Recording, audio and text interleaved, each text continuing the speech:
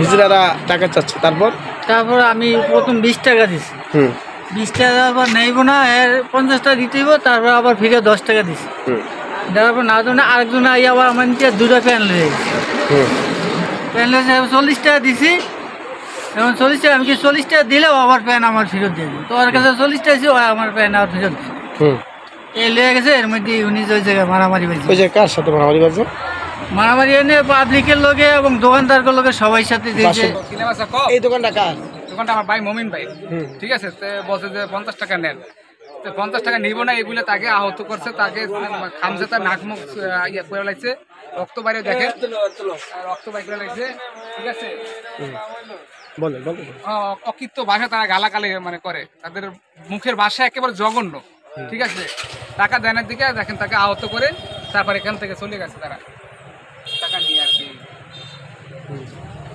এরকম মানে আপনারা শুনতে পাচ্ছেন, তৃতীয় লিঙ্গ হিজড়াদের উৎপাতে পাতার বন্দরের ব্যবসায়ীরা একদম জিম্মি হয়ে পড়েছে। অর্থাৎ কখনো তারা ব্যবসায়ীদের গায়ে হাত তুলে, কখনো শিলতাহানি করে, কখনো টাকা পয়সা তাদেরকে 20 টাকা 50 টাকা দিলে তারা 200-100 টাকা দাবি করে বসে।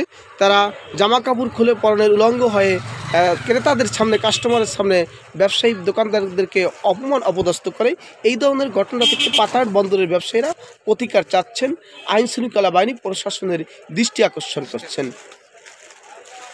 এখানে ক্রেতা কাস্টমার মা বোনেরা থাকে, তার মাঝে এইভাবে বেইজ্জত করে, কখনো ব্যবসায়ীদের গায়ে হাত দেয়। আজকে তেমনি একটি ঘটনা ঘটছে পাতার উত্তর বাজার গার্মেন্টস দোকান মমিন বাড়ির দোকানে।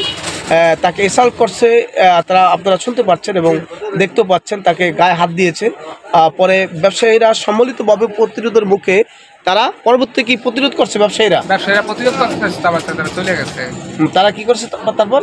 ব্যবসায়ীরা প্রতিরোধ সবাই মিললে তাদেরকে পালিয়ে গেছে, তারা চলে গেছে। মানে আপনারা কি হামলা করছেন? না, আমাদের হামলা করি নাই। ভাই, আপনারা এই ধরনের তৃতীয় লিঙ্গ থেকে আমরা মুক্তি চাই।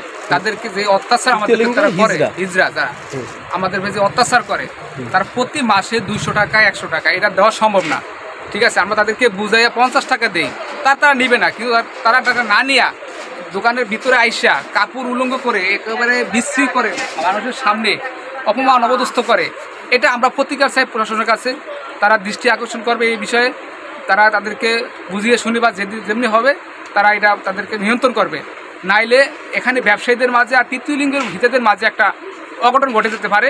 এটা যে না হয়, এটা কারোই কাম্য নয়। আমরা চাই যে তারাও একটা লিমিট মতো কিছু নেক, আমরা সেটা সমস্যা নেই। কিন্তু তারা অতিরিক্ত কিছু চাইলে, চান্দা চাইলে এটা হবে না। এটা আমরা ব্যবসায়ীরা মানব না।